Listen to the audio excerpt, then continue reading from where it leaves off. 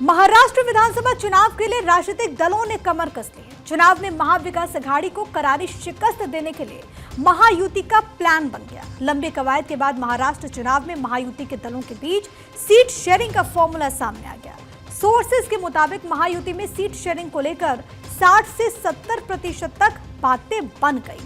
3 दलों में तकरीबन 200 सीटों पर समझौता हो गया। बाकी बची हुई 88 सीटों पर इस वक्त चर्चा चल रही है। आज रात एक बार फिर सीट शेयरिंग को लेकर के मंथन होगा।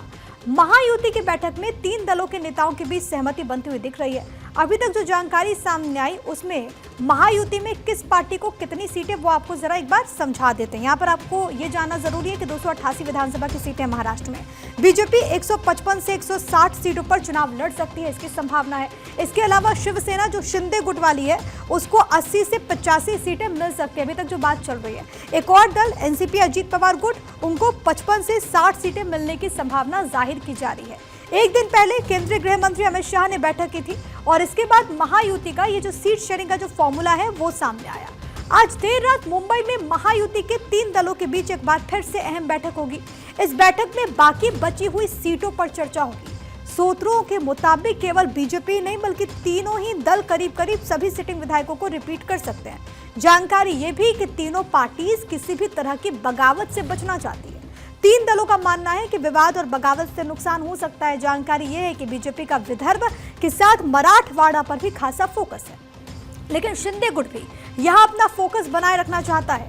विदर्भ की सीटों पर अगर हम बात करें तो उस पर एकनाथ शिंदे की नजर है। देखिए, महाराष्ट्र के विदर्भ की अगर हम बात करें तो वहां पर सिनेरियो क्या है वो आप समझिए। महाराष्ट्र के विदर्भ में कुल है विधानसभा की 62 सीटें। शिंदे करीब आधी सीटों पर चुनाव लड़ना चाहते हैं, वो उनकी विश लिस्ट है। 62 में से 24 सीटों पर शिवसेना एकनाथ शिंदे वाला जो गुट है उनका दावा है। अब इसी को लेकर के यहाँ पर पूरी बैठकें चल रही हैं। शिंदे गुट इन सीटों पर किस्मत आजमाएगा, लेकिन अब आगे पार्टी कैसे बढ़ती है वो देखना होगा। इन मुद्दों पर अब दोनों दलों में कैसे समझौता होता है, इस पर सबकी निगाह बनी हुई है। महाराष्ट्र विधानसभा चुनाव से पहले महायुति ने कमर कस लिया है। महायुति सीट शेयरिंग को लेकर पूरी तरह से तैयार है। लगभग माना जा रहा है कि महायुति ने 200 सीटें पर अपना फार्मूला तय कर लिया है।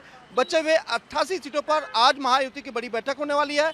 उसमें यह तय हो जाएगा कि कौन कितनी सीटों पर और कौन सी जगह पर चुनाव लड़ेगा।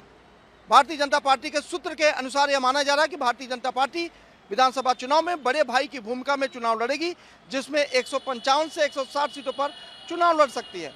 जबकि छोटे भाई की भूमिका में शिवसेना एकनाथ शिंदे की पार्टी है, जो 80 से 85 सीटों पर चुनाव लड़ना चाहती है। वहीं सबसे छोटे भाई की भूमिका में अजीत पवार की एनसीपी है, जो 55 से 60 सीटों पर चुनाव लड़ना चाहती है।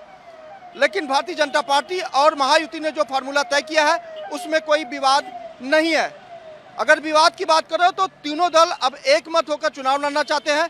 जिस तरह से पुणे सभा के दौरान केंद्रीय गृह मंत्री अमित शाह ने कहा है कि सभी लोग एक मत होकर चुनाव लड़े, ऊर्जा के साथ चुनाव लड़े, कोई मतभेद नहीं होना चाहिए, सहयोगी दल का सहयोग कीजिए और प्रधानमंत्री नरेंद्र मोदी की योजनाओं को जन जन तक पहुंचाइए।